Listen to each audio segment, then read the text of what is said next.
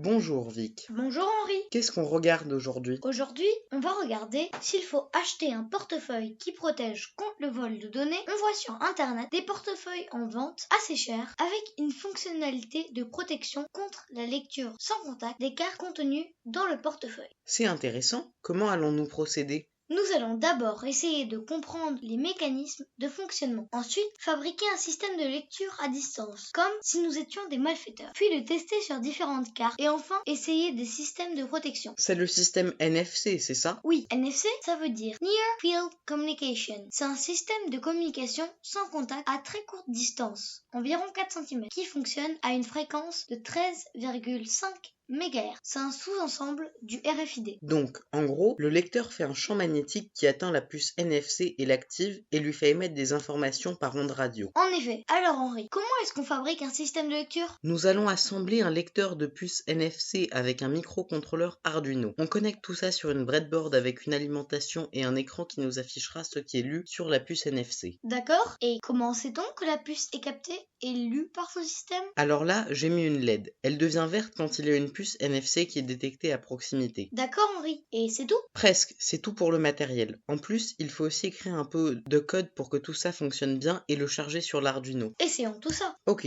d'abord il faut faire un test. J'ai une puce NFC de test. Je l'approche, je regarde et ça devient vert. Bravo Henri. Qu'est-ce qui s'affiche là? Alors là, ce sont les différentes informations qui sont transmises par la puce NFC. Les protocoles, un identifiant unique de la puce, sa mémoire et différentes autres choses. Qu'est-ce qu'on fait maintenant, Vic? Alors, on va faire un banc de test avec un mètre qui mesure la distance depuis les lecteurs de puces. Et comme ça, on pourra approcher progressivement les cartes pour savoir à quelle distance maximale elles sont détectées. D'accord, qu'est-ce que tu as comme carte? J'ai 5 cartes de différents pays européens. Des cartes de banque, des cartes de transport en commun et un passeport aussi. Ok Vic, allons-y. Alors on approche très progressivement la première carte, numéro 1. C'est une carte de banque. On part de 60 cm pour être sûr. En théorie, il faut moins de 10 cm, mais on va vérifier cela expérimentalement. On la rapproche et on va aller un peu plus doucement quand on sera à proximité. Oh, c'est vert, ça a été détecté. Bravo Vic. Recommençons pour être sûr. Top!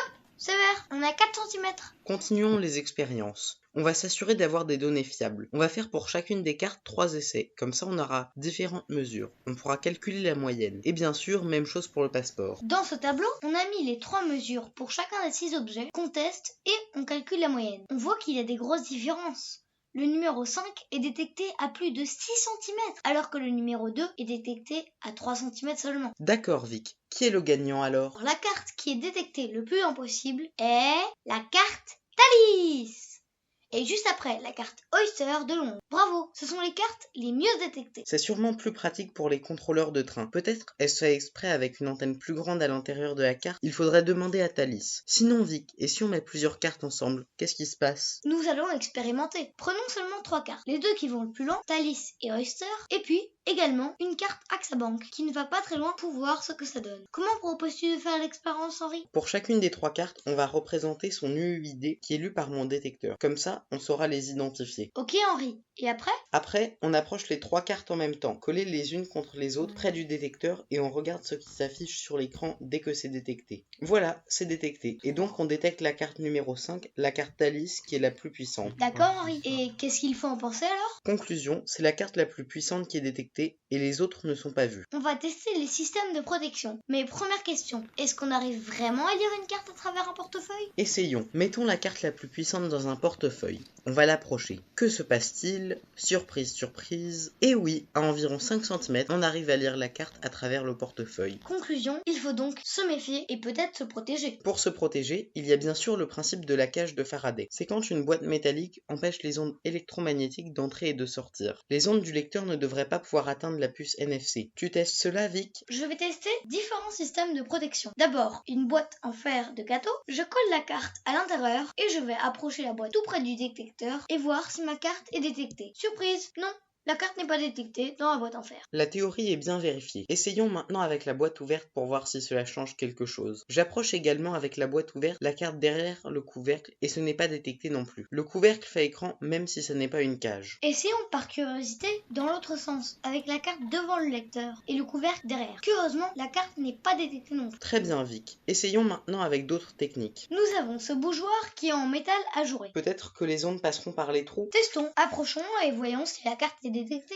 Et non, la carte n'est pas détectée non plus. Conclusion, cela fait aussi une magnifique cage de Faraday, même s'il y a des trous. Et maintenant Vic, que faisons-nous? J'emballe la carte dans du papier alu. Que penses-tu que ça va donner, Henri? Je ne sais pas, essayons. On approche, et non, la carte n'est pas non plus détectée. Conclusion, nos trois systèmes de type cage de Faraday fonctionnent. La boîte en fer, ainsi que le bougeoir ajouré et le papier d'aluminium. D'accord, Henri, mais qu'est-ce qu'il faut en penser? Parce que c'est pas pratique à mettre tout ça dans un portefeuille. Alors Vic, regarde ce que je vais faire. Je découpe un morceau de papier aluminium tout simple à la taille de mon portefeuille et je vais le glisser dedans et on va voir si ça fait également cage de Faraday. D'accord, Henri. Et si on cela, on met toujours la carte Thalys la plus puissante? Oui, c'est ça. Alors si tu approches le portefeuille, qu'est-ce que ça donne?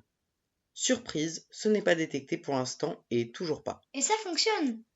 Avec le morceau de papier aluminium à l'intérieur, on n'arrive pas à lire la carte dans le portefeuille. D'accord Vic, mais est-ce que si je mets également des pièces, cela ne ferait pas une protection comme l'a fait le papier aluminium? Je ne sais pas, essayons. Prenons cet autre portefeuille dans lequel on peut facilement mettre des pièces, mettons également notre carte Thalys et approchons le portefeuille pour voir ce que ça donne. On l'approche progressivement. Surprise, il est détecté, donc les pièces ne suffisent pas. Évidemment, il y a une limite dans notre expérience. Nous testons là s'il y a plus cellules. Mais bien sûr, les données confidentielles sont cryptées, donc il faut ajouter encore un peu plus de techniques pour créer des vrais problèmes. Si je résume, nous avons montré que l'on pouvait lire des puces à travers un portefeuille à quelques centimètres, par exemple dans une file d'attente ou dans les transports en commun. Et nous avons montré qu'une simple feuille de papier aluminium protège votre portefeuille. C'est la solution gagnante qui ne coûte quasiment rien. C'était super intéressant. Bravo Vic. Chers amis, dépêchez-vous de glisser une feuille d'alu dans votre portefeuille. Bravo Henri, à bientôt les amis!